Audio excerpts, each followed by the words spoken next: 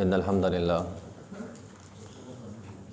لله نحمده ونستعينه ونستغفره ونعوذ بالله من شرور أنفسنا ومن سيئات أعمالنا من يهده الله فلا مضل له ومن يضلله فلا هادي له أشهد أن لا إله إلا الله وحده لا شريك له وأشهد أن محمدا عبده ورسوله۔ یہ صفحہ نمبر ہے 83 اور آیت نمبر ہے 132۔ یہ 81 اور 83 آیت نمبر ہے 132۔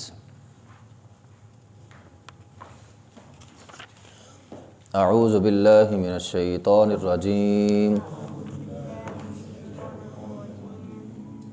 بسم اللہ الرحمن الرحیم۔ ووصى بها إبراهيم بنيه ويعقوب يا بني إن الله اصطفى لكم الدين فلا تموتن إلا وأنتم مسلمون۔ ووصّا اور وصیحت کی، بہا اس کی، ابراہیم علیہ السلام نے، ابراہیم علیہ السلام نے اس اسلام کی وصیت کی ہے، بنی ہی اپنے بچوں کو، اپنے بیٹوں کو، و یعقوب اور یعقوب علیہ السلام نے بھی اپنے بچوں کو۔ یا بنیہ انہوں نے کہا اے میرے بیٹو، ان اللہ بے شک اللہ تعالیٰ نے اصطفیٰ چن لیا ہے، لکم تمہارے لیے الدین دین، اللہ نے تمہارے لیے دین کا انتخاب کر لیا، فلا تموتن پس ہرگز نہ تم مرنا، ہرگز نہ تمہیں موت آئے، الا وانتم مسلمون اس حال میں کہ تم مسلمان ہو، مسلمان ہو کر تم مرنا۔ ووصّا بہا پچھلی آیت میں ہم نے پڑھا تھا کہ اللہ رب العزت نے فرمایا تھا کہ اے ابراہیم اذ قال له ربه اسلم، مسلمان ہو جا، تو ابراہیم علیہ السلام نے فرمایا تھا اسلمت لرب العالمین، اے اللہ میں مسلمان ہو گیا۔ تو وہ جو اقرار کیا تھا نا ابراہیم علیہ السلام نے، اے اللہ میں مسلمان ہو گیا، اس اقرار کی نصیحت اپنی اولاد کو کر رہے ہیں۔ ووصّا بہا ابراہیم بنیہ ویعقوب، کہ پچھلی آیت میں کہا تھا اللہ میں مسلمان ہو گیا، اب اپنی اولاد کو نصیحت کر رہے ہیں کہ بچوں مسلمان ہو جانا، تو اسی اسلام کی، اسی دین کی دعوت اپنے بیٹوں کو دے رہے ہیں۔ تو فرمایا ووصّا، وصّا ایسا پختہ وعدہ ہوتا ہے جو کسی اہم معاملے میں لیا جائے، یہ عربی کے اندر لفظ بولا جاتا ہے، پختہ وعدے کے لیے آتا ہے جو کسی خاص معاملے کے لیے لیا جائے، بڑا اہم معاملہ ہو، ضروری معاملہ ہو، اس پر جو وعدہ لیا جاتا ہے نا، اس پر لفظ وصّا بولا جاتا ہے۔ تو ووصّا بہا ابراہیم بنیہ، اور ابراہیم علیہ السلام نے وصیت کی اپنے بچوں کو، ویعقوب اور یعقوب علیہ السلام نے اپنے بچوں کو۔ یہاں ابراہیم علیہ السلام اور یعقوب علیہ السلام ہے، حالانکہ درمیان میں اسحاق علیہ السلام بھی تھے، ابراہیم علیہ السلام کے بیٹے تھے اسحاق علیہ السلام، ان کا تذکرہ یہاں پہ نہیں ہے۔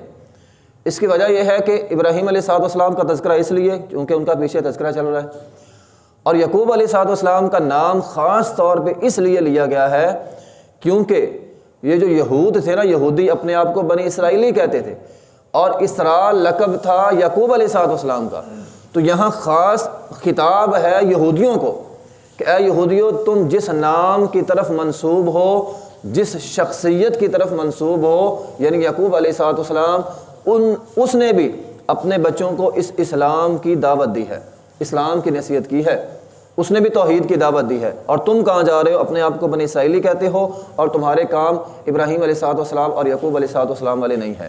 تو بہرحال ووصّا بہا ابراہیم بنیہ ویعقوب، یعقوب علیہ السلام نے بھی وصیت کی، اور کیا کہا؟ فرمایا یا بنیہ، اے بچوں، یہ بھی ایک خطاب کا انداز ہوتا ہے، یا بنیہ اے بچوں، بچوں کو نصیحت کرنے کے لیے لفظ بولے جاتے ہیں، قرآن مجید کے اندر ایسے الفاظ موجود ہیں۔ اگر آپ کسی کو نصیحت کرنا چاہتے ہیں، کسی کو متوجہ کرنا چاہتے ہیں، تو یہ انداز ہے، یا بنیہ اے بچوں۔ ابراہیم علیہ السلام نے کیا کہا تھا؟ یا اباتی، اے ابا جان۔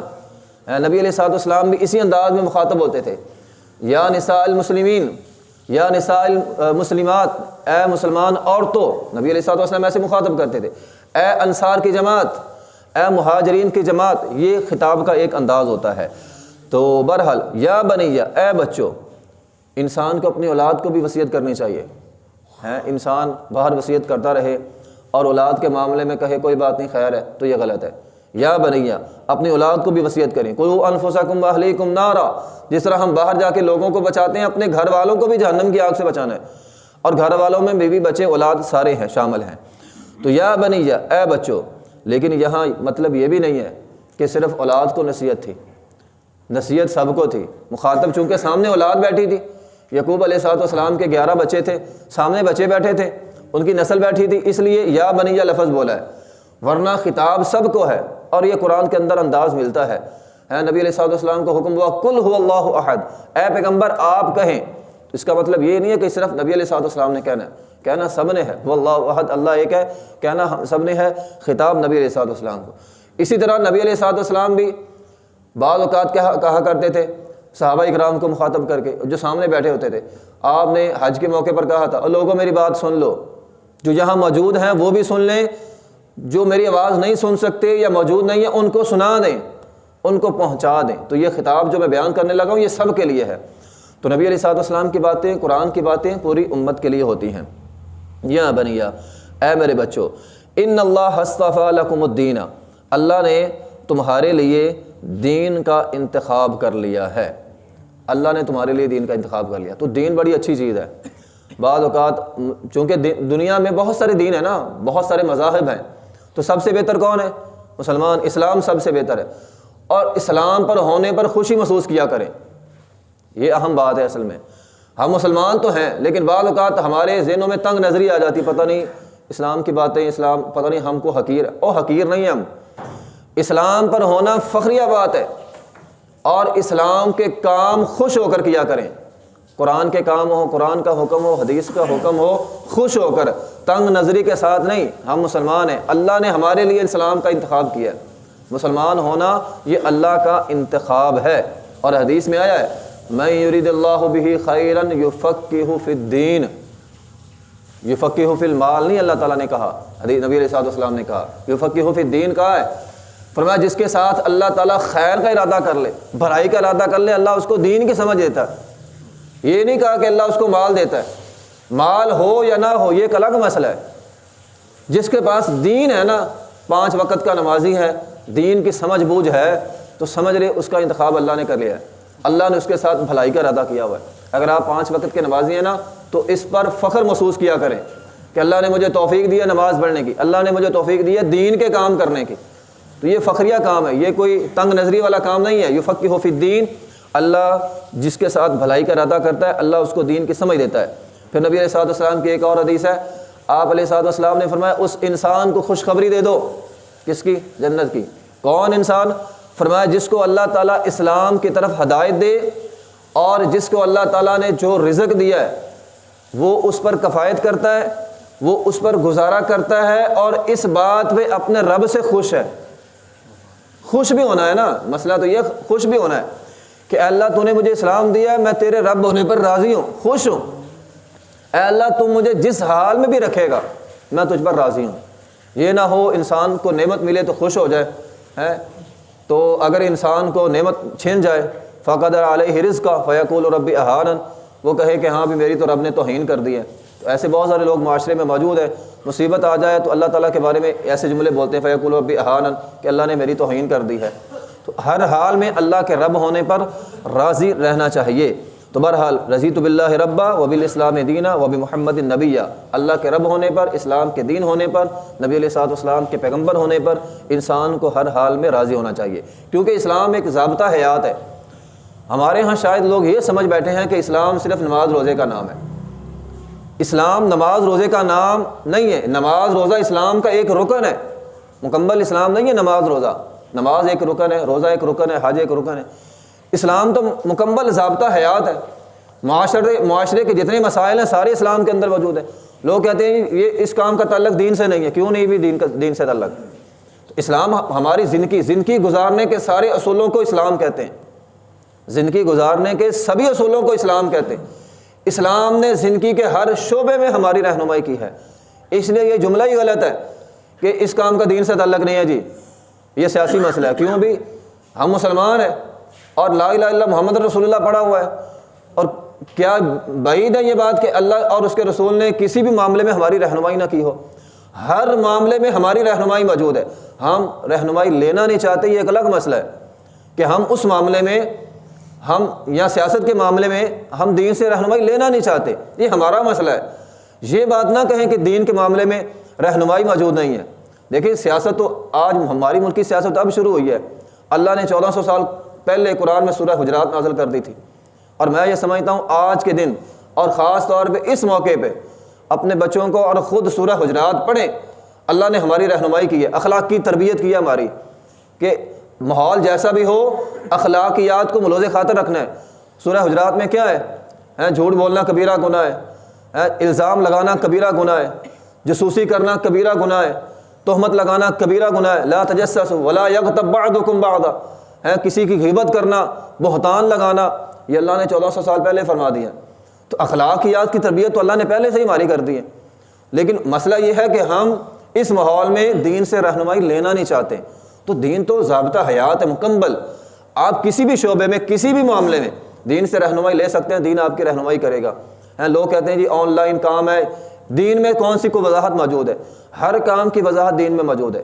اللہ کو تو پتہ تھا نا قرب قیامت ایسے حالات آئیں گے، تو اللہ نے ساری رہنمائی قرآن کے اندر حدیث کے اندر رکھی ہوئی ہے. اب یہ ہمارا مسئلہ ہے کہ ہم وہ رہنمائی لیتے نہیں ہیں، اور ہم نے دین اور دین اسلام کو جس طرح یہودیوں نے کیا کہ انہوں نے اپنے مذہب کو اپنی معبد تک محدود کر دیا، معبد خانوں تک محدود کر دیا. اس کا دنیا داری سے کوئی تعلق نہیں ہے، بس عبادت کرو جا کے معبد خانے میں. اور ہم وہ کام کر رہے ہیں کہ آج اسلام کو مساجد تک محدود کر دیا گیا ہے. نہیں بھی، اسلام جو دین ہے وہ مکمل ضابطہ حیات ہے، اور ہر شعبے کے لیے اسلام ہماری ہر شعبے کے لیے رہنمائی کرتا ہے. اور اس بات پر فخر محسوس کیا کریں، ان اللہ اصطفیٰ لکم الدین، اللہ تعالیٰ فرماتے ہیں ہم نے تمہارے لیے دین کا انتخاب کر لیا ہے. فلا تموتن الا وانتم مسلمون، تمہاری موت بھی اسلام پر آنی چاہیے. فلا تموتن الا وانتم مسلمون، تمہاری موت بھی جو ہے وہ اسلام پر ہو. تم اس حال میں مرو کہ مسلمان ہو. اسلام کے علاوہ اگر تمہاری موت آ گئی نا تو تباہ و برباد ہو جاؤ گے. اسلام اور اسلام پر عمل کرو. اللہ تعالیٰ نے قرآن مجید کے اندر فرمایا وَاجْتَبَاكُمْ وَمَا جَعَلَ عَلَيْكُمْ فِي الدِّينِ مِنْ حَرَجٍ. دیکھیں اسلام بھی اللہ نے ہمیں دیا، اور اسلام بھی آسان دیا.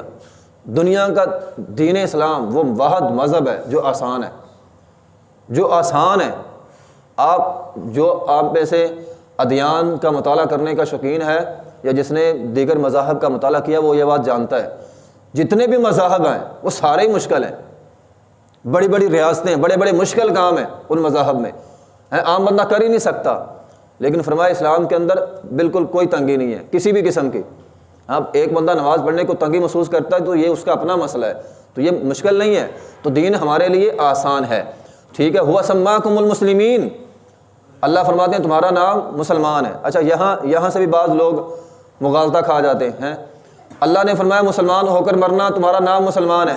لوگوں نے اپنی جماعت کا نام مسلمین رکھ لیا، اور یہ چلو رکھنے تک تو ٹھیک تھا، نام کوئی بھی آپ رکھ سکتے ہیں، نام رکھنے میں کون سا حرج ہے.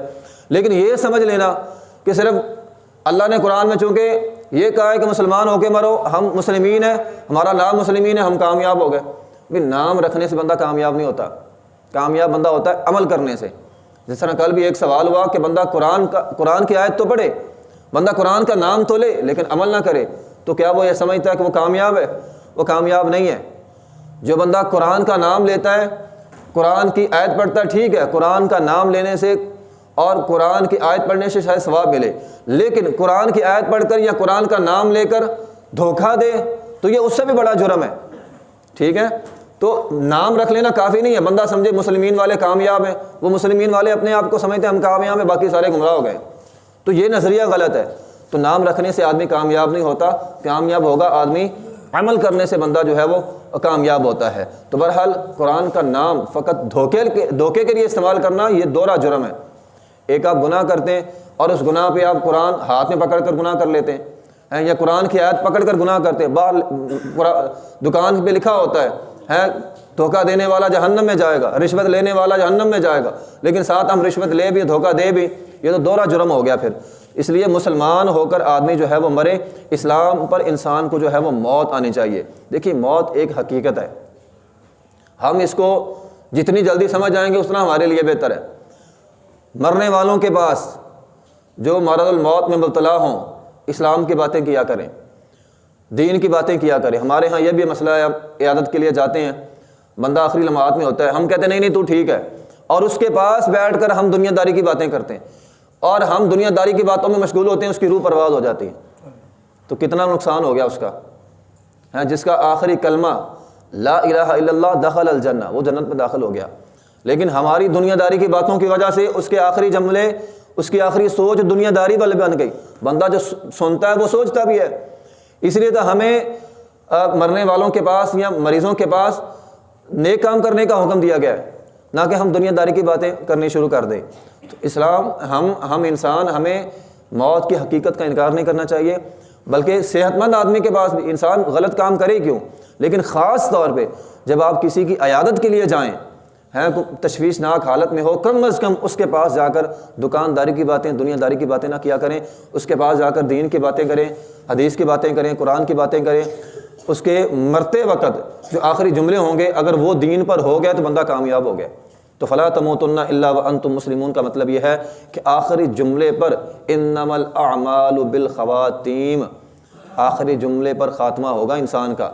جو جملہ، جو حرکت، جو کام وہ آخری لمحات میں کر رہا ہوگا اس پر فیصلہ ہوگا۔ اس لیے بری موت سے انسان پناہ مانگا کریں۔ انسان کو اس حال میں موت آئے کہ وہ غلط کام کر رہا ہو، یہ انسان کے لیے عبرت کا نشان بن جائے گا۔ اس لیے انسان کو ہمیشہ اچھے کام کرنا، یہ ہوتا ہے نا، انسان سوچتا ہے کوئی بات نہیں، خیر اب کر لوں، بعد میں توبہ کر لوں گا، اب گناہ کر لوں، بعد میں توبہ کر لوں گا، اور اگر اسی گناہ میں انسان کو موت آ گئی تو پھر اگر اسی گناہ میں آ گئی تو پھر یہ انسان کے لیے تباہی اور بربادی کا مقدر بن جائے گی۔ اور اسی طرح نبی علیہ الصلوۃ والسلام نے فرمایا مرنے والوں کے بارے میں، فرمایا مرنے والا جب موت کی حالت میں ہو، فرمایا اپنے لیے وصیت کر کے رکھ لے۔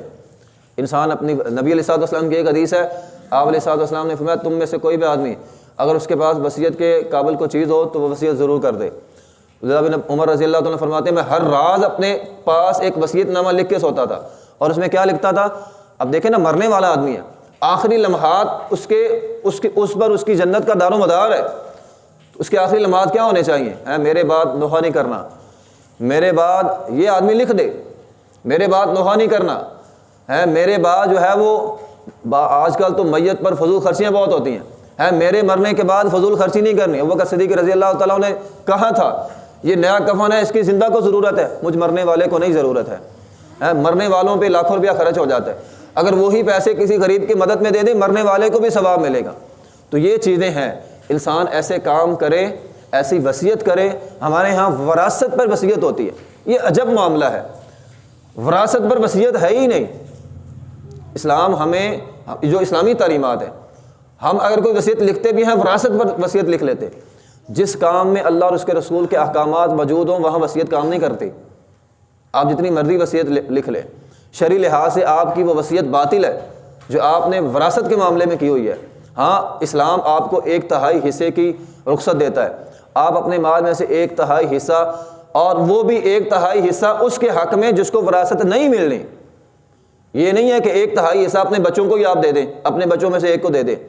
جو 1/3 حصے کی وصیت کرنی ہے وہ آپ اس کو کر سکتے ہیں، کسی نے آپ پر احسان کیا تھا، جو آپ کے قریب رہنے والا، آپ کا کوئی چاہنے والا، آپ کو وصیت کر سکتے ہیں، اس کے حق میں کر دیں۔ جن کو وراثت ملنی ہے ان کے حق میں کوئی بھی وصیت نہیں ہوتی۔ تو وصیت انسان کو اچھے کاموں کی کرنی چاہیے، انسان کے آخری لمحات اچھے ہونے چاہیے، اور انسان پوری کوشش کرے کہ انسان اس دنیا سے جائے اس حال میں کہ وہ اسلام پر ہو، ایمان پر ہو، اور اسی پر ہی انسان کی کامیابی ہوگی۔ اگر مرتے وقت حالات اس سے مختلف ہوئے تو دنیا تو تباہ پتہ نہیں ہو ہی گئی ہے، ساتھ آخرت بھی تباہ ہو جائے گی۔ وآخر دعوانا الحمدللہ رب العالمین۔